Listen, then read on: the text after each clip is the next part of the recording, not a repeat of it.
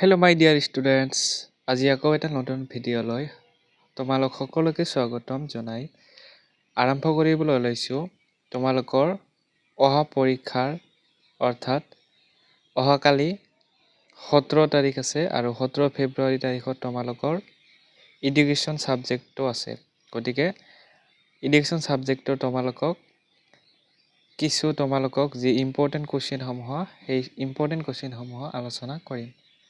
আৰু এইখিনিতে তোমালোকক জনাই দিওঁ যে মই তোমালোকৰ আগত 2024 চনত হৈ যোৱা এডুকেশ্যন ছাবজেক্টৰ কুৱেশ্যন পেপাৰ সম্পূৰ্ণ সলিউশ্যন দিয়া আছে। সেইটো ভিডিঅ' তোমালোকে ডেছক্ৰিপশ্যন বক্সত পাই যাবা। সেইটো আগতে চাই ল'ব, তেতিয়াহ'লে তোমালোকে অহাকালি পৰীক্ষাত ভালদৰে লিখিব পাৰিবা, এক্সপিৰিয়েঞ্চ হ'ব। গতিকে ভিডিঅ'টো ডেছক্ৰিপশ্যন বক্সত দিয়া আছে, তোমালোকে চাই ল'বা। 2024 বৰ্ষৰ কুৱেশ্যন পেপাৰ সম্পূৰ্ণ সলিউশ্যন আছে। আৰু আজি আমি ইম্পৰ্টেণ্ট কুৱেশ্যনখিনি আলোচনা কৰিম এডুকেশ্যন ছাবজেক্টৰ পৰা। তেনেহ'লে আহা ভিডিঅ'টো আৰম্ভ কৰোঁ। যিহেতু তোমালোকৰ চেপ্টাৰ বহুতকেইটা দিয়া আছে, সেইখিনি তোমালোকে হয়তো জানাই। তোমালোকৰ 7টা চেপ্টাৰ দিয়া আছে আৰু 7টা চেপ্টাৰৰ ভিতৰত তোমালোকৰ খুব কম চিলেবাছ, আৰু সেইটোত তোমালোকে বহুতে কিন্তু খুব বেছি মাৰ্ক ল'ব পাৰে, 91, 92 এনেদৰে মাৰ্কসমূহ লাভ কৰিব পাৰে। আশা কৰিছোঁ তোমালোকেও তেনেদৰে লাভ কৰিবা নম্বৰসমূহ। আৰু এইটো তোমালোকক মই একেবাৰে অগতানুগতিক শিক্ষালৈ গৈছোঁ। অগতানুগতিক শিক্ষাৰ প্ৰশ্নাৱলীত এনেধৰণৰ অনুশীলনী কুৱেশ্যন এইবোৰ, আৰু তোমালোকে ইম্পৰ্টেণ্ট চাবা। ইয়াতে লিখা আছে যে অগতানুগতিক শিক্ষা বুলিলে কি বুজা। এইবিলাকতো জানিবই লাগিব অগতানুগতিক শিক্ষাৰ। তাৰপিছত ইম্পৰ্টেণ্ট বুলি ক'লে এইটো তোমালোকে ইম্পৰ্টেণ্ট ভাবিব পাৰা যে অগতানুগতিক শিক্ষাৰ শৈক্ষিক অৰ্থাৎ এডুকেশ্যনৰ ইম্পৰ্টেঞ্চ, শৈক্ষিক গুৰুত্ব আলোচনা কৰা। অগতানুগতিক শিক্ষা ক্ষেত্ৰত কেনেদৰে লাভ হৈছে, শিক্ষা কেনেদৰে সহায় কৰিছে, তেনেদৰে ইয়াৰ বিষয়ে আলোচনা কৰিব লাগিব। তাৰপিছতে আৰু এটা আছে চাবা, মুক্ত শিক্ষা কি?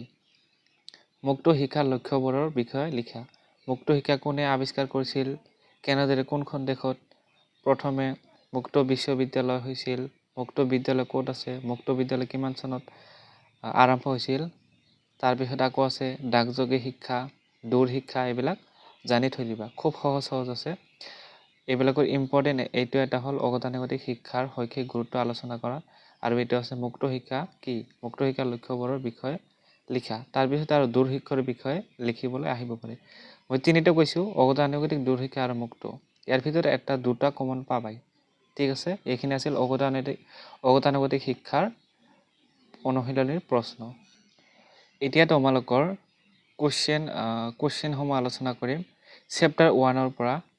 ইয়াৰ আগতে চেপ্টাৰ 2ৰ ইম্পৰ্টেণ্ট কুৱেশ্যন আলোচনা কৰিছোঁ। এতিয়া চেপ্টাৰ 1 লৈ আগবাঢ়িছোঁ। চেপ্টাৰ 1ত তোমালোকৰ পাঠটিৰ নাম দিয়া আছিলে স্বাধীনোত্তৰ কালৰ ভাৰতবৰ্ষ আৰু অসমৰ মাধ্যমিক শিক্ষা।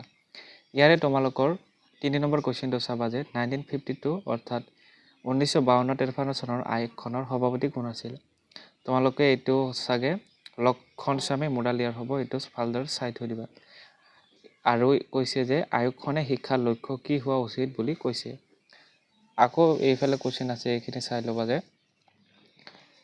একেবাৰে চমুকৈ লিখা, মুডালিয়াৰ আয়োগ কোন চনত গঠন হৈছিল, তাৰপিছত মাধ্যমিক শিক্ষা আয়োগৰ সভাপতি কোন আছিল। এইটো তোমালোকৰ এটা কথা তোমালোকে মনত ৰাখিব যে 1952-53 চনৰ আয়োগ বা মাধ্যমিক শিক্ষা আয়োগ এইবিলাক একেই। ঠিক আছে, এইবিলাক একেটাই বুজায়। এইখিনি মনত ৰাখিবা। পৰীক্ষাত কুৱেশ্যন উল্টা পাল্টাকে দিব পাৰে, এইখিনি মনত ৰাখিবা। তাৰপিছতে চাবা, মুডালিয়াৰ আয়োগ কোন চনত গঠন হৈছিল, এইটো চাই ল'বা। তাৰপিছত মুডালিয়াৰ আয়োগে আগবঢ়োৱা মাধ্যমিক শিক্ষাৰ দুটা লক্ষ্য উল্লেখ কৰা। এইটো পৰীক্ষাত আহি থকা দেখা যায় খুবেই। তাৰপিছত আৰু এটা চোৱা, 1952-53 চনৰ মুডালিয়াৰ আয়োগে নিৰূপণ কৰা মাধ্যমিক শিক্ষাৰ লক্ষ্য কেইটা উল্লেখ কৰা। এইটো ইম্পৰ্টেণ্ট হয়। তাৰপিছত আৰু এটা আছে 11 নম্বৰটো চোৱা, ভাৰতীয় স্কুলীয়া শিক্ষাৰ নতুন গাঁথনিৰ প্ৰক্ৰিয়া সম্বন্ধে কোঠাৰী আয়োগৰ পৰামৰ্শাৱলী ব্যক্ত কৰা। এইটো ইম্পৰ্টেণ্ট হয়। তাৰপিছত 17 নম্বৰটো চাবা, স্বাধীনতাৰ পিছত অসমৰ মাধ্যমিক শিক্ষাৰ বিকাশ সম্বন্ধে বৰ্ণনা কৰা। অৰ্থাৎ ভাৰতবৰ্ষ স্বাধীন হৈছিল 1947 চনত, আৰু 1947 চনৰ পিছত অসমৰ মাধ্যমিক কেনেদৰে বিকাশ হ'ল। অৰ্থাৎ 1947 চনৰ পিছত প্ৰথমে কি কৰা হৈছিল, 1952 অৰ্থাৎ 1952 চনত মোডালৰ আয়োগ গঠন কৰা হৈছিল। তাৰ পিছতে কোঠাৰী আয়োগ গঠন কৰা হৈছিল। এইবিলাক আয়োগ গঠন কৰি কি কৰা হৈছিল, অসমৰ যে মাধ্যমিক শিক্ষা, এই মাধ্যমিক শিক্ষাসমূহ যিমান ভালদৰে চলোৱা যায় ওপৰলৈ এনেদৰে বিকাশ কৰা হৈছিল। ঠিক আছে, এই বিষয়ে আলোচনা কৰিব লাগে। তাৰপিছত এইটো চোৱা, 1961 চনৰ মাধ্যমিক অসম মাধ্যমিক শিক্ষা আইনৰ মূল দফাখিনি লিখা। এইটো ইম্পৰ্টেণ্ট হয় আৰু এইটো পৰীক্ষাত খুবেই আহে। এই তিনিটা চাই যাবা, এটা আহিবই। ধৰি লোৱা বৰ্ডৰ কি কাম, অসম মাধ্যমিক শিক্ষা বৰ্ড কিমান চনত স্থাপন হৈছিল, এই বৰ্ডৰ কাৰ্যসমূহ কি, মানে কামসমূহ কি, সাধাৰণ বৰ্ডৰ কামসমূহ কি, তোমালোকে নিশ্চয় জানা যে তোমালোকৰ পৰীক্ষা কোনে চলাই আছে, বৰ্ডে চলাই আছে। আৰু এই বৰ্ডে প্ৰি ফাইনেল এক্সাম লয়, ফাইনেল এক্সাম লয়, তোমালোকৰ চাৰ্টিফিকেট প্ৰদান কৰে। তাৰপিছত কোনে ফেইল কৰিছে, কোনে পাছ কৰিছে, সেইসমূহ তেওঁলোকে পৰীক্ষা কৰি চায়। আৰু কোনে বেছি নম্বৰ পাইছে, কোনে কম নম্বৰ পাইছে, সকলোবিলাক এই অসম মাধ্যমিক শিক্ষা বৰ্ডে কৰে। গতিকে তেওঁলোকৰ কৰ্মৰ বিষয়ে বা তেওঁলোকৰ যি কাম, সেই কামৰ বিষয়ে উল্লেখ কৰিলে হ'ল। তাৰপিছতে চোৱা, এইটো ইম্পৰ্টেণ্ট হয় যে অসমৰ মাধ্যমিক শিক্ষাৰ কেইটামান প্ৰধান সমস্যাৰ বিষয়ে লিখে। অসমৰ মাধ্যমিক শিক্ষাৰ সমস্যা বৰ্তমান বহুতো। মই ইয়াৰ আগতে যিটো ক্লাছ কৰিছিলোঁ এই চেপ্টাৰৰ, সেইটোত উল্লেখ কৰিছিলোঁ। তথাপি আকৌ এবাৰ কৈ দিছোঁ যে অসমৰ মাধ্যমিক শিক্ষাৰ বহুতো সমস্যা আছে। মই জাষ্ট এটা এক্সাম্পল হিচাপে কৈ দিছোঁ যে ধৰি লোৱা তোমালোকে যিবিলাক গাঁৱলীয়া অঞ্চল, সেই গাঁৱলীয়া অঞ্চলত কি দেখা পাওঁ আমি, বিদ্যালয়ৰ অভাৱ দেখা পাওঁ। অৰ্থাৎ বিদ্যালয়সমূহ কম পৰিমাণে দেখা পাওঁ। কিন্তু টাউন অঞ্চলত সেইবিলাক ঠাইত কিন্তু প্ৰায় বেছি বিদ্যালয় বা প্ৰয়োজনতকৈ বেছি বিদ্যালয়হে আমি দেখা পাওঁ। য'ত 2খন বিদ্যালয়ৰ প্ৰয়োজন, তাতে 3খন বিদ্যালয়ত দিয়া দেখা যায়। কিন্তু গ্ৰাম্য অঞ্চলত তেনেকুৱা কিন্তু দেখা নাযায়। গ্ৰাম্য অঞ্চলত বিদ্যালয়ৰ অভাৱ দেখা যায়। অৰ্থাৎ ইয়াৰ পৰা আমি বুজি পালোঁ যে যিবিলাক অঞ্চলত বিদ্যালয়ৰ প্ৰয়োজন নহয়, সেইবিলাক অঞ্চলত বিদ্যালয়সমূহ বেছিভাগ দেখা পাওঁ। আকৌ তোমালোকে যেতিয়া চাবা গ্ৰাম্য অঞ্চলত সেইবিলাক ঠাইত কিন্তু ল'ৰা ছোৱালী বহুত থাকে, কিন্তু তেওঁলোকে কি কৰে, বিদ্যালয়ৰ অভাৱত শিক্ষাৰ পৰা বঞ্চিত হয়। বহুত ষ্টুডেণ্ট তেনেকুৱা আছে। গতিকে এইটো এটা তোমালোকে প্ৰব্লেম দিব পাৰা। তাৰপিছতে চাবা, চমতাকে লিখিবলৈ আহিব পাৰে এইটো মহিলা সমতাৰ বাবে শিক্ষা। সমতা মানে কি, এইবিলাক তোমালোকে চাই থৈ দিবা। মহিলা সমতাৰ বাবে শিক্ষা। তাৰপিছত নৱোদয় বিদ্যালয় গ্ৰাম্য অঞ্চলৰ মেধাৱী শিক্ষাৰ্থীৰ বাবে স্থাপন কৰা হয়। এই শিক্ষা ব্যৱস্থা সম্পূৰ্ণ বিনামূলীয়া। এইবিলাক তোমালোকে জানা। তাত এই চিৰিয়েলি এই তিনিটাটো তোমালোকে চাই থৈ দিবা। তাৰপিছত অপাৰেশ্যন ব্লেকবৰ্ডৰ বিষয়ে তোমালোকে চাগে জানাই। আগতীয়া বাল্যকালৰ যতন আৰু শিক্ষা, ECCE, Early Childhood Care and Education।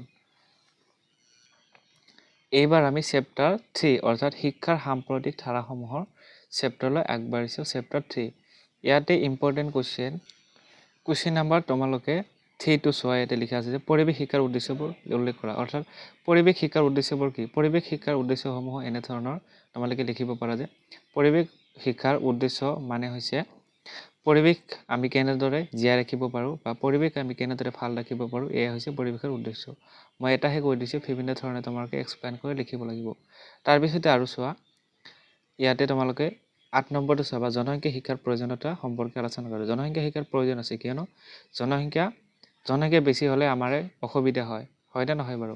একেখন ঠাইতে তোমালোকে চাবা, জনসংখ্যা বেছি হ'লে তাত গৰম বা বেমাৰৰ সংখ্যা বেছি হয়। অৰ্থাৎ একেখন ঠাইতে বহু সংখ্যক মানুহ থাকিলে বা বেছি জনসংখ্যা থাকিলে তাত বিভিন্ন ধৰণৰ বেমাৰ আজাৰ দেখা দিয়ে। গতিকে ইয়াৰ পৰা ক'ব পাৰি এইটো এটা সমস্যা। গতিকে জনসংখ্যা শিক্ষাৰ প্ৰয়োজনীয়তা আমাৰ বাবে খুবেই প্ৰয়োজন বুলি আমি অনুভৱ কৰোঁ। তাৰপিছতে চাবা, শাৰীৰিক শিক্ষাৰ উদ্দেশ্যবোৰ কি? শাৰীৰিক শিক্ষাৰ উদ্দেশ্য এটা ক'লে বুজি পাবা তোমালোকে যে শাৰীৰিক শিক্ষা মানে হৈছে তোমালোকে শৰীৰখন কেনেদৰে ভাল ৰাখিব পাৰা। আমি নিশ্চয় জানো যে আমি জিম কৰিব লাগে। জিম কৰিলে কি হয়, আমাৰ শৰীৰ সুস্থ থাকে। গতিকে আমি জানো যে জিম কৰিলে আমাৰ কি হয়, শৰীৰ সুস্থ থাকে। এইটো কি শাৰীৰিক শিক্ষাৰ পৰা আমি শিকিছোঁ। গতিকে শাৰীৰিক শিক্ষাৰ উদ্দেশ্য হ'ল আমাৰ শৰীৰ সুস্থ ৰখা। আৰু সুস্থ ৰখা আমি কেনেকৈ গম পাওঁ? জিম কৰিব লাগে, ভাল খাদ্য আহৰণ কৰিব লাগে, এইবিলাকে। ঠিক আছে, তোমালোকে এক্সপ্লেইন কৰি লিখিবা। তাৰপিছতে পৰীক্ষাত এনেদৰে লিখিবলৈ আহে, তোমালোকে চাবা যে শাৰীৰিক শিক্ষাৰ উদ্দেশ্য আৰু প্ৰয়োজন পাৰ্থক্য লিখা। অৰ্থাৎ শাৰীৰিক শিক্ষাৰ উদ্দেশ্যৰ আৰু প্ৰয়োজনৰ ওপৰত ভিত্তি কৰি পাৰ্থক্য লিখে এনেদৰে পাৰ্থক্য লিখিব লাগে যে উদ্দেশ্য শাৰীৰিক শিক্ষাৰ উদ্দেশ্য আৰু প্ৰয়োজন পাৰ্থক্য লিখা তেওঁলোকে অলপ ইফাল সিফাল হ'ব পাৰে তোমালোকে চাই থৈ দিবা তাৰপিছতে আৰু চাবা 15 নম্বৰটো মূল্যবোধ কি মূল্যবোধৰ সংজ্ঞা দিয়া এইটো ইম্পৰ্টেণ্ট হয় মূল্যবোধ কি বুলি ক'লে তোমালোকে জাষ্ট এক্সাম্পল হিচাপে ল'ব পাৰা যে যি শিক্ষা ব্যৱস্থাত সমাজৰ ৰীতি নীতিৰ বিষয়ে অধ্যয়ন কৰা হয় তাকে মূল্যবোধ শিক্ষা বোলে কিন্তু ইয়াতে তোমালোকৰ মূল্যবোধৰ সংজ্ঞাও দিব লাগিব গতিকে ভালদৰে চাই থৈ দিবা তাৰপিছতে নেক্সট পেজলৈ আহিছোঁ 20 নম্বৰ কুৱেশ্যনটো চোৱা মহিলা সবলীকৰণ সংজ্ঞা দিয়া মহিলা সবলীকৰণ প্ৰয়োজনীয়তা সম্পৰ্কে লিখা এইটো ইম্পৰ্টেণ্ট হয় মহিলা সবলীকৰণ কি ইয়াৰ সংজ্ঞা বা এইটো কি বস্তু এনেকুৱা ধৰণৰ কুৱেশ্যনসমূহ আহে তাৰপিছত ভাৰতীয় শিক্ষা ব্যৱস্থাত থকা মহিলাৰ স্থিতি সম্পৰ্কে লিখা ভাৰতীয় শিক্ষা ব্যৱস্থাত এইটো আহিব পাৰে তাৰপিছত মহিলা সবলীকৰণৰ বাবে ল'ব লগা শিক্ষা ব্যৱস্থা সম্পৰ্কে আলোচনা কৰা অৰ্থাৎ মহিলা সবলীকৰণৰ বাবে তুমি কি শিক্ষা ব্যৱস্থা ল'বা কি চিষ্টেমত তুমি মহিলা সবলীকৰণ কৰিবা সেই বিষয়ে তোমাক লিখিবলৈ দিছে এইটো ইম্পৰ্টেণ্ট হয় এইবাৰ আমি চেপ্টাৰ 4 অৰ্থাৎ শিক্ষণ চেপ্টাৰলৈ আগবাঢ়িছে শিক্ষণ চেপ্টাৰৰ পৰা তোমালোকে এইখিনি চাবা শুদ্ধ নাহে তোমালোকে জানা শুদ্ধ পৰীক্ষাত আহি থকা দেখা নাযায় গতিকে এইবিলাক নালাগে বুলি তথাপি সাধাৰণ জ্ঞানৰ কাৰণে জানি থ'ব পাৰা তাৰপিছত চাবা উপযুক্ত শব্দৰে খালী ঠাই পূৰ কৰা ইয়াৰে এটা আহিব পাৰে তাৰপিছতে ইয়াৰে মেইন যিবিলাক পইণ্ট আছে সেইবিলাক মই 99% তোমালোকক কমন দিব পাৰোঁ কেনেকৈ চাবা তোমালোকৰ ইয়াতে কিছুমান পদ্ধতি আছে যেনে প্ৰচেষ্টা আৰু ফল পদ্ধতি লগতে অন্য কিছুমান পদ্ধতি আছে মই দেখুৱাই আছোঁ মই কি কৈছিলোঁ যে কিছুমান পদ্ধতি আছে এই চেপ্টাৰৰ মূল এইবিলাকেই প্ৰচেষ্টা আৰু ফল শিক্ষা পদ্ধতি ইয়াৰ বিষয়ে অলপ জানি ল'বা এক্সপ্লেইন কৰি পৰীক্ষাত এই তিনিটাৰ ভিতৰত এটাৰ বিষয়ে এক্সপ্লেইন কৰিবলৈ আহিবই ঠিক আছে কমন পাবাই ঠিক আছে প্ৰচেষ্টা আৰু ফল শিক্ষা পদ্ধতি অনুদৰ্শন শিক্ষণ পদ্ধতি অনুবন্ধনৰ দ্বাৰা শিক্ষণ পদ্ধতি তিনিটা পঢ়ি যাবা এটা কমন পৰিবই ঠিক আছে অলপ এক্সপ্লেইন কৰি পঢ়ি যাবা ইয়াৰ তোমালোকে এইটো কোনে নিৰ্মাণ কৰিছিল ঠিক আছে কোনে এইটো পদ্ধতি ইয়াতে লিখা আছে চাবা শিক্ষণ পদ্ধতি এডৱাৰ্ড লি থৰ্নডাইক সংযোগবাদ তত্ত্বত এইবিলাক কি তত্ত্ব বুলি কোৱা হয় এইবিলাকো জানি থৈ দিবা ইয়াতে তিনিটা আছে তিনিটাৰ বিষয়ে তোমালোকে জানি থৈ দিবা ইয়াতে কি কৰা হয় তোমালোকক এই যেটো আছে প্ৰচেষ্টা আৰু ফল পদ্ধতি শিক্ষা পদ্ধতি এইটোৰ লগত অনুবন্ধনৰ দ্বাৰা শিক্ষণ পদ্ধতি এনেদৰে পাৰ্থক্য লিখিব লাগে গতিকে এই দুটা জনাটো তোমালোকে খুবেই প্ৰয়োজন নাইবা এই দুটা আহিব পাৰ্থক্য লিখিবলৈ নাইবা এটা এক্সপ্লেইন কৰিবলৈ আহিব মুঠতে ইয়াৰ ওপৰত কোৱেশ্চন 100% আহিবই গতিকে এইটো তোমালোকে ভালদৰে শিকি যাবা তাৰপিছতে আৰু কি কেনেকুৱা ধৰণৰ কুৱেশ্চন আহে চাবা যে এই প্ৰচেষ্টা আৰু ফল শিক্ষা পদ্ধতিটো আমি শিক্ষা ক্ষেত্ৰত কেনেকৈ আগবঢ়াব পাৰোঁ বা শিক্ষা ক্ষেত্ৰত কেনেদৰে আমি লাভ কৰিব পাৰোঁ প্ৰচেষ্টা আৰু ফল শিক্ষা পদ্ধতি ব্যৱহাৰ কৰি আমি শৈক্ষিক দিশত কেনেকৈ লাভ হ'ব পাৰোঁ তাৰ বিষয়ে লিখিব লাগে নাইবা অনুবন্ধন পদ্ধতি শৈক্ষিকভাৱে কেনেদৰে লাভ কৰিব পাৰোঁ অনুবন্ধনৰ দ্বাৰা শিক্ষণ পদ্ধতিৰ সহায়ত কেনেদৰে আমি শৈক্ষিক লাভ কৰিব পাৰোঁ ইয়াৰ বিষয়ে লিখিব লাগে ঠিক আছে দুটা বস্তু আহে এটা পাঠ্যক্ৰম আৰু এটা শৈক্ষিক দিশত আলোচনা কৰিব লাগে এটা শৈক্ষিক দিশ মানে কি চাবা যে ধৰি লৈ ইয়াতে দিয়া আছে যে প্ৰচেষ্টা আৰু ফল শিক্ষা পদ্ধতি এই প্ৰচেষ্টা আৰু ফল শিক্ষা পদ্ধতি আমি শিক্ষা ক্ষেত্ৰত আমি কি কৰিব পাৰোঁ ব্যৱহাৰ কৰিব পাৰোঁ চাবা কেনেকৈ এনেদৰে আমি ব্যৱহাৰ কৰিব পাৰোঁ যে কোনো এজন ষ্টুডেণ্টে প্ৰচেষ্টা মানে কি বাৰে বাৰে চেষ্টা কৰি যোৱা প্ৰচেষ্টা কোনো এজন শিক্ষাৰ্থীয়ে যেতিয়া এটা মেথছ নোৱাৰিব আমি যেতিয়া ক্লাছ 6-7ত পঢ়িছিলোঁ তেতিয়া মেথছসমূহ পৰা নাছিলোঁ কিন্তু তেতিয়া আমাৰ খং উঠিছিল কিন্তু ভাল ষ্টুডেণ্টে কি কৰিছিলে সেই যেটো নোৱাৰা মেথছটো বাৰে বাৰে কৰিব লাগে আমি সাধাৰণ ষ্টুডেণ্টে কি কৰিব লাগে যিকোনো কামেই হওক যিকোনো মেথছেই হওক যিকোনো শিক্ষাই হওক যিকোনো কাম আমি নোৱাৰিলে কি কৰিব লাগে বাৰে বাৰে কৰি থাকিব লাগে সেই কাম তেতিয়া বাৰে বাৰে কৰাৰ ফলত কি হয় প্ৰচেষ্টা অৰ্থাৎ চেষ্টা কৰিয়ে যাব লাগে তেতিয়া কি কৰা হয় সেই বস্তুটো আমি ভালকৈ শিকো বা এবাৰত হোৱা নাই দুবাৰত হোৱা নাই তিনিবাৰত হোৱা নাই এবাৰ কিন্তু সফল হমেই আমি সেই বুলি ভাবি আমি কি কৰিব লাগে বাৰে বাৰে চেষ্টা কৰিব লাগে এবাৰত হোৱা নাই দুবাৰত হোৱা নাই তিনিবাৰতটো হ'ব তেনেদৰে আমি চেষ্টা কৰিব লাগে তেতিয়াহ'লে আমি যিকোনো বস্তু এটাত সফল হ'ম বুলি অনুভৱ কৰোঁ বা আমি সফল হমেই এইটো এটা কি আমি এইটো শিক্ষাত শিক্ষাত আমি কি কৰিব ব্যৱহাৰ কৰিব পাৰোঁ যে কোনো এটা মেথছ আমি নোৱাৰিলে কি কৰিম বাৰে বাৰে চেষ্টা কৰিব লাগে তাৰপিছত ফুল শিক্ষা পদ্ধতি প্ৰচেষ্টা আৰু ফুল শিক্ষা পদ্ধতি এবাৰ কোনো এটা কাম কৰিলে আমি ফুল হ'ব পাৰে সেইটো এক্সপিৰিয়েঞ্চ ল'ব লাগে কিবা এটা মেথছ পাৰা নাই ফুল হৈছে টিচাৰৰ তাতে লৈ গৈছে আৰু এবাৰ শিকাই দিছে হয় নে নহয় গতিকে এনেদৰে তোমালোকে লিখিব পাৰা তাৰপিছত আকৌ অন্তৰ্দহন পদ্ধতি মানে হৈছে অন্তৰ্দহন শিক্ষণ পদ্ধতি অন্তৰ্দহন পদ্ধতি মানে কি চাবা অন্তৰ্দহন পদ্ধতি মানে হৈছে এইটো আমি শিক্ষাৰ ক্ষেত্ৰত আমি ব্যৱহাৰ কৰিব পাৰোঁ কিন্তু কেনেকৈ কৰিব পাৰোঁ চাবা ধৰি লোৱা এই বস্তুটো অনুমন্থনৰ দ্বাৰা শিক্ষণ পদ্ধতি বা মই কি আলোচনা কৰিছোঁ 2 নম্বৰটো অন্তৰ্দহন শিক্ষণ পদ্ধতি এই অন্তৰ্দহন শিক্ষণ পদ্ধতি শব্দটো যদি 6ৰ এজন ষ্টুডেণ্টে চাই তেতিয়া ইয়াৰ বিষয়ে কি কয় সি একোৱে নাজানে কাৰণ মাত্ৰ অন্তৰ্দহন শিক্ষণ পদ্ধতি এইখিনি শব্দইহে চাইছে তিনিটা শব্দ চাইছে তেওঁকে বুজি নাপাব যেতিয়া তেওঁ এই কিতাপখনৰ বিষয়ে সামগ্ৰিকভাৱে অৰ্থাৎ গোটেইখিনি বস্তু যেতিয়া তেওঁ লক্ষ্য কৰিব যে এই কিতাপখন যেতিয়া পঢ়িব তেতিয়া কিন্তু অন্তৰ্দহনৰ শিক্ষণ পদ্ধতিৰ বিষয়ে ভালদৰে পঢ়িবলৈ পাব তেতিয়াহে তেওঁ কি কৰিব তাৰ পৰা জ্ঞান আহৰণ কৰিব পাৰিব ইয়াৰ পৰা আমি কি বুজি পালো যে সাধাৰণ এটা শব্দই আমি তাৰ পৰা জ্ঞান লাভ কেতিয়াবাহে কৰিব পাৰোঁ কিন্তু সকলো সময়তে কৰিব নোৱাৰোঁ ইয়াৰ কাৰণে আমি সদায় সামগ্ৰিকভাৱে লক্ষ্য কৰিব লাগে যিকোনো কামেই হওক সদায় আমি গোটেইখিনি সামগ্ৰিক মানে হৈছে গোটেইখিনি আমি লক্ষ্য কৰিব লাগে এতিয়া যদি এইখন পেজতে কিন্তু এই অন্তৰ্দহনৰ শিক্ষণ পদ্ধতি নাই ইয়াৰ কাৰণে কি কৰিব লাগে সামগ্ৰিক অৰ্থাৎ গোটেইখিনি চাব লাগিব গোটেইখিনি চাওঁতে আমি এনেদৰে চাই থাকিম তেতিয়াহে তোমালোকে এই ইয়াতে চাবা অন্তৰ্দহন ইয়াতে আছে ঠিক আছে এনেদৰে তোমালোকে উলিয়াব পাৰিবা যে কোনো এটা বিষয় চাওঁতে আমি সামগ্ৰিকভাৱে লক্ষ্য কৰিব লাগে তেতিয়াহে সেই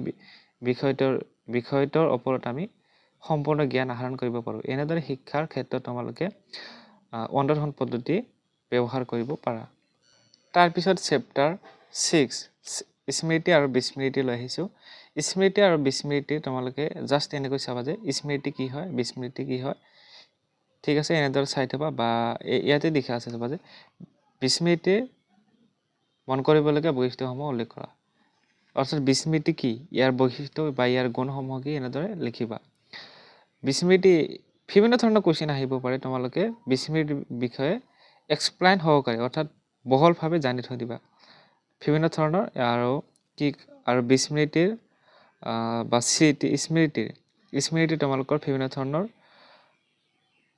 বৈশিষ্ট্য স্মৃতি মানে কি মনত ৰখা কাৰ্য হয়নে মনত ৰখা কাৰ্যকে স্মৃতি বুলি কয় এনেধৰণৰ তোমালোকে সহজ ভাষাত লিখিব পাৰা তাৰপিছতে আৰু চাবা যে স্মৃতিৰ প্ৰকাৰ বিস্মৃতি মানে পাহৰি যোৱা কাৰ্য স্মৃতিৰ তোমালোকে ইয়াতে দিয়া আছে যে তলত দিয়া সমূহ ওপৰত সমতকা লিখা স্মৃতিৰ প্ৰতিৰোধ চিনাক্তকৰণ আৰু পঞ্চাদমুখী প্ৰতিৰোধ এইটো ভালদৰে চাই থৈ দিবা এইটো পৰীক্ষাত আহিব পাৰে এইটো তোমালোকে চাই থৈ দিব পাৰা আৰু ভাল স্মৃতিৰ লক্ষণ বিস্মৃতিৰ কাৰণসমূহ এনেদৰে তোমালোকে কুৱেশ্যনসমূহ এইখিনি পঢ়িলে হৈ যাব ঠিক আছে তাৰপিছতে প্ৰতিৰূপ আৰু অভ্যাস স্মৃতি আৰু অভ্যাস স্মৃতি এনেদৰে তোমালোকক কি কৰে পাঠ্যক্ৰম লিখিবলৈ আহে এইটো পাঠ্যক্ৰম আহিছে তাৰপিছতে পুনৰস্মৰণ আৰু প্ৰত্যভিজ্ঞাৰ বিষয়ে জানি থৈ দিবা প্ৰত্যভিজ্ঞা তাৰপিছত পুনৰস্মৰণ মানে পুনৰাই স্মৰণ কৰিব পৰা মানে মনত কৰিব পৰা তাৰপিছতে চেপ্টাৰ আমি আগবাঢ়িছোঁ মনোযোগ আৰু আগ্ৰহলৈ মনোযোগ আৰু আগ্ৰহ হৈছে মনোযোগ কি আৰু আগ্ৰহ কি ঠিক আছে মনোযোগ আৰু আগ্ৰহ দুটা একেলগে কাৰণ তুমি যেতিয়া ক্লাছ কৰিবা তেতিয়া তুমি যদি ধৰি লোৱা এইটো মনোযোগ আৰু এইটো আগ্ৰহ ঠিক আছে এই মনোযোগ তোমাৰ দুটাই আছে মনোযোগ আৰু আগ্ৰহ দুটাই আছে কিবা এটা টিচাৰে কিবা এটা কৈ আছে তোমাক তুমি যদি মাত্ৰ মনোযোগ দিয়ে আগ্ৰহ নাথাকে জাষ্ট কি হ'ব তোমালোকক কিছুমান ষ্টুডেণ্ট তেনেকুৱা আছে যে তেওঁলোকে কি কৰে টিচাৰে কিবা এটা কৈ আছে লিখি লৈ আছে ঘৰত গৈ আছে মুখস্থ কৰি আছে আৰু পৰীক্ষাত লিখি আছে কিন্তু তেনেদৰে কি তেওঁ বাস্তৱ অভিজ্ঞতা কিন্তু লাভ কৰিব পৰা নাই অৰ্থাৎ তেওঁ কি কৰিছে তেওঁ মাত্ৰ কি কৰিছে মনোযোগহে দিছিল মনোযোগ দিছে আৰু পৰীক্ষাত মনোযোগেৰে লিখিছে কিন্তু তেওঁ আগ্ৰহ নাই যে মই এই জ্ঞানটো লাভ কৰি বাস্তৱ অভিজ্ঞতা লাভ কৰিম এই জ্ঞানটো মই লাভ কৰি কি কৰিম বাস্তৱত দেখাই দিম তেনেদৰে কিন্তু তেওঁ আগ্ৰহ কৰা নাই ঠিক আছে গতিকে কিবা এটা বস্তু ভালদৰে শিকিবলৈ হ'লে বা কিবা এটা বাস্তৱ অভিজ্ঞতা লাভ কৰিবলৈ হ'লে মনোযোগ আগ্ৰহ দুটাই প্ৰয়োজন মনোযোগ আৰু আগ্ৰহ কি দুটাই প্ৰয়োজন হ'ব ঠিক আছে তাৰপিছতে তোমালোকে মনোযোগৰ বিভিন্ন প্ৰকাৰ আছে সেই প্ৰকাৰসমূহ তোমালোকে মনত ৰাখিবা যে ইয়াতে সংবেদনাত্মক মনোযোগ কি উদাহৰণ বুজাই লিখা মনোযোগৰ বিষয়ে গোটেইখিনি ইয়াৰ ভাগ যি দিয়া আছে সেইবিলাক চাই থৈ দিবা তাৰপিছত আগ্ৰহৰ বিষয়ে জানি থৈ দিবা এটেনশ্যন মনোযোগ আৰু আগ্ৰহৰ পাৰ্থক্য কেতিয়াবা লিখিবলৈ আহে এইটো চাই থৈ দিবা আগ্ৰহৰ প্ৰকাৰ আছে আগ্ৰহ মানে কি এই বিষয়ে জানি থৈ দিবা আগ্ৰহ নহলে মনোযোগ নহলে তোমালোকে এটা বস্তু কিন্তু লাভ কৰিব অৰ্থাৎ তোমালোকে কি কৰিব নোৱাৰিবা কিবা এটা ভাল অভিজ্ঞতা লাভ কৰিব নোৱাৰিবা যিকোনো এটা ধৰি লোৱা মনোযোগে নাই তোমাৰ কিবা এটা বস্তু শিকিবৰ কাৰণে মনোযোগ নাই আগ্ৰহ আছে নহব আকৌ আগ্ৰহ আছে মনোযোগ নাই নহব দুটাই লাগিব ঠিক আছে এবাৰ তোমালোকে চেপ্টাৰ যেটো মানসিক স্বাস্থ্য আৰু স্বাস্থ্য বিজ্ঞান এইটো চেপ্টাৰ কিবা আছিলে তোমালোকে চাই লবা মানে চেপ্টাৰ 6 ৰ কথা কৈছো ইয়াতে লিখা আছে যে মানসিক স্বাস্থ্য বিজ্ঞান বুলিলে কি বুজা মানসিক স্বাস্থ্য বিজ্ঞান যি বিজ্ঞানত মানসিক স্বাস্থ্যৰ বিষয়ে অধ্যয়ন কৰা হয় হয়নে যি বিজ্ঞানত মানসিক স্বাস্থ্যৰ বিষয়ে অধ্যয়ন কৰা হয় তাকে মানসিক স্বাস্থ্য বিজ্ঞান বলে তাৰ পিছতে কিছুমান শৰ্ট কোৱেশ্চন আহে যেনে হাইজিন শব্দটো মূলত ড্ৰেছ শব্দ এনেকুৱা ধৰণৰ কোৱেশ্চন চাবা তাৰ পিছত চাবা যে মানসিক অসুস্থতাৰ যিকোনো দুটা কাৰণৰ বিষয়ে উল্লেখ কৰা মানসিক অসুস্থতা মানুহৰ দুটা প্ৰকাৰ আছে অৰ্থাৎ চাবা যে শাৰীৰিক অসুস্থতা মানসিক অসুস্থতা মানসিক মানে কি মেন্টেল অৰ্থাৎ মানসিক মানে হৈছে তোমালোকে শৰীৰত টেনচন মানসিক বেমাৰ মানে টেনচন অতিমাত্ৰা যে টেনচন কৰি অতিমাত্ৰা চিন্তা ভাৱনা কৰে এইবিলাক হৈছে কি তোমালোকৰ যে মানসিক বেমাৰ তাৰ পিছত শাৰীৰিক বেমাৰ বুলি ক'লে কৰবাত কাটিছে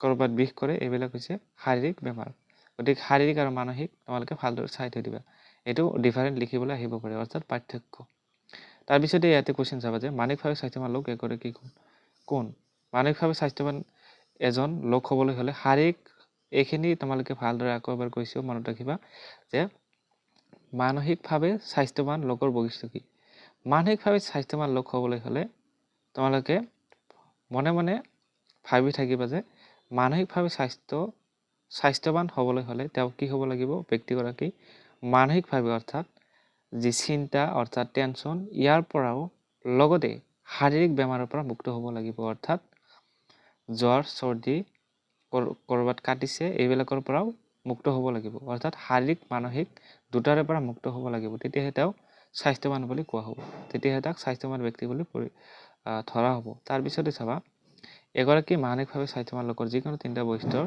বিষয়ে লিখা মানসিকভাৱে স্বাস্থ্যৱান লোকে কি কৰে যিকোনো বস্তু বা যিকোনো ঘটনা তৎক্ষণাৎভাৱে কি কৰিব পাৰে তেওঁলোকে মিলাব পাৰে ধৰি লোৱা সমাজত কাজিয়া লাগিছে এতিয়া সমাজত কাজিয়া লাগিলে তেওঁ কি কৰিব পাৰো যিয়ে মানসিকভাৱে স্বাস্থ্য তেওঁ কিন্তু কি কৰিব যিকোনো প্ৰকাৰে সেই সমাজত যে কাজিয়া লাগিছে সেইটো সলিউশন কৰিব পাৰিব ঠিক আছে মানে মেনেজমেন্ট কৰিব পাৰিব তাৰ পিছতে আৰু এটা কোৱেশ্চন আছে যে মানসিক স্বাস্থ্য বিজ্ঞানৰ উদ্দেশ্য কি মানসিক স্বাস্থ্য বিজ্ঞান ইয়াৰ উদ্দেশ্যসমূহ কি এনেদৰে তোমালোকে লিখিব পাৰা বা ইয়াৰ সংজ্ঞা মানসিক স্বাস্থ্য বিজ্ঞানৰ সংজ্ঞাৰ বিষয়ে লিখিবা মানসিক স্বাস্থ্য বিজ্ঞানৰ উদ্দেশ্য পঢ়ি যাবা একেবাৰে শেষৰ কোৱেশ্চন তোমালোকক দেখুৱাই দিছো চেপ্টাৰ 7ৰ যি তোমালোকৰ চেপ্টাৰটোৰ নাম দিয়া আছিল কি শিক্ষা বিজ্ঞান পৰিসংখ্যা বা পৰিসংখ্যা বিজ্ঞান হয়নে মানে ইয়াৰ পৰা ম্যাথছ আহে তোমালোকৰ শৰ্ট কোৱেশ্চন আহে কিছুমান অৰ্থাৎ যিবিলাক ফৰ্মুলা ধৰি লোৱা তোমালোকৰ কি কোৱা হয় পৰিসংখ্যা বুলিলে কি বুজা এনেকুৱা শৰ্ট কোৱেশ্চনৰ লগতে তোমালোকৰ বিভিন্ন ধৰণৰ ফৰ্মুলাসমূহ লিখিবলৈ আহে যেনে চতুৰ্থক বিচ্যুতিৰ বা তোমালোকৰ গড় মধ্যমা বহুলক এইবিলাকে কিন্তু পৰীক্ষাত আহি থকা দেখা যায় গতিকে এইটো পঢ়ি যাবা শৰ্ট কোৱেশ্চন তোমালোকৰ ফৰ্মুলা বেছি লিখিবলৈ আহে আৰু 2 মাৰ্কছৰ এটা আহে যেটো তোমালোকে এনেকুৱা ধৰণৰ 11 নম্বৰ যেনেকুৱা আছে এনেকুৱা ধৰণৰ 2 মাৰ্কৰ আহে আৰু ফৰ্মুলা বিলাক মুখস্থ কৰি যাবা তেতিয়া এতিয়া আমি 2024 বৰ্ষৰ কোৱেশ্চন যেটো ম্যাথছ আহিছিল হেয়াৰ বিষয়ে আলোচনা কৰিম এখন তোমালোকে চাব পাৰিছা 2024 বৰ্ষৰ এডুকেশনৰ কোৱেশ্চন পেপাৰ আৰু এইখন কোৱেশ্চন পেপাৰৰ তোমালোকে 2024 বৰ্ষৰ কোৱেশ্চন সমূহ চোৱা ইয়াতে মই কোৱা ধৰণে অৰ্থাৎ চোৱা 2 মাৰ্কছৰ এইটো আহিছিল যে তলত দিয়া তথ্য ৰাশিৰ পৰা গড় আৰু বহলক নিৰ্ণয় কৰা এইটো 2 মাৰ্কছৰ 1 + 1 = 2 এটা 2 মাৰ্কছৰ ঠিক আছে এনেকুৱা ধৰণৰ কোৱেশ্চন আহে ফৰ্মুলা কেতিয়াবা ফৰ্মুলা আহে ধৰি লোৱা এইটো কেন্দ্ৰীয় পৰমাণু যোগ বুলিলে কি বুজা এইটো আহিছিল কেতিয়াবা ফৰ্মুলা 1 মাৰ্কছৰ লিখিবলৈ আহে ইয়াতে চাব পাৰিবা তোমালোকে ফৰ্মুলাটো আহিছিল এটি চোৱা অনুমিত গড় পদ্ধতিক গড় নিৰ্ণয় কৰাৰ সূত্ৰটো লিখা এইটো 1 মাৰ্কছৰ তাৰপিছত আৰু আছে চাবা যে বহুভুজ অংকন কৰোঁতে বাৰম্বাৰতাৰ মানসমূহ শ্ৰেণী অন্তৰালৰ ডেছৰ ওপৰত সংস্থাপন কৰা হয় ঠিক আছে এনেকুৱা ধৰণৰ কুৱেশ্যন আহে তাৰপিছত চোৱা 4 মাৰ্কছৰ কুৱেশ্যনসমূহ এনে ধৰণৰ মুক্ত শিক্ষাৰ চাৰিটা উদ্দেশ্য বেছিভাগ উদ্দেশ্য বৈশিষ্ট্য নীতি পৰিৱেশ শিক্ষাৰ চাৰিটা নীতি আছে সেইটো এইবাৰ চাগে নাহে কাৰণ 2024 বৰ্ষৰ 25ত ৰিপিট নকৰে সেইখিনি জানাই পৰিচিত আৰু ফুল শিক্ষণ পদ্ধতি চাৰিটা বৈশিষ্ট্য মই অলপ আগতে আলোচনা কৰিলোঁ এইটো চোৱা একেবাৰে কমন আহিছে মই যেটো অলপ আগতে কৈছিলোঁ চোৱা অনুবন্ধনৰ দ্বাৰা শিক্ষণৰ চাৰিটা শৈক্ষিক বা শিক্ষাগত তাৎপৰ্য আলোচনা কৰা এইবাৰ অনুবন্ধন আহিছে 2024ত কিন্তু 25ত আহিব পাৰে অন্তদহন আহিব পাৰে অনুবন্ধন এইবাৰ আহিছে গতিকে মই ভালদৰে বুজাই দিছোঁ আশা কৰিছোঁ লিখিব পাৰিবা তাৰপিছত ভাল স্মৃতিৰ লক্ষণসমূহ এইটো চোৱা ভাল স্মৃতিৰ লক্ষণ বিস্মৃতিৰ যিকোনো চাৰিটা বৈশিষ্ট্য আলোচনা কৰা এনেকুৱা ধৰণৰ তোমালোকৰ আহিব পাৰে তাৰপিছত 6 মাৰ্কৰ চোৱা যিকোনো চাৰিটা লিখিব লাগে 6 মাৰ্কৰ এ নম্বৰ বি নম্বৰ ইয়াতে আহিছিলে তাৰপিছতে তোমালোকক চি নম্বৰটো তাৰপিছত ডি ই একেবাৰে হেকত কি থাকে তোমালোকৰ ম্যাথছ এটা থাকে যেটো 6 মাৰ্কৰ থাকে আৰু হেইটোত মধ্যমা কাক বলে মধ্যমা উলিয়াব লাগিছিল কিন্তু এই মধ্যমা 2025 কিন্তু ডাইৰেক্ট ৰিপিট আই থিংক নকৰে আৰু তোমালোকে যোৱা বছৰৰ কুৱেশ্যন চাব পৰা মানে প্ৰত্যেক বছৰে এনেকুৱা ধৰণে দিয়ে 24ৰ 25ত কমন নপৰে তেনেকুৱা ঠিক আছে গতিকে এইটো মধ্যমা বাদ দি তোমালোকে গড়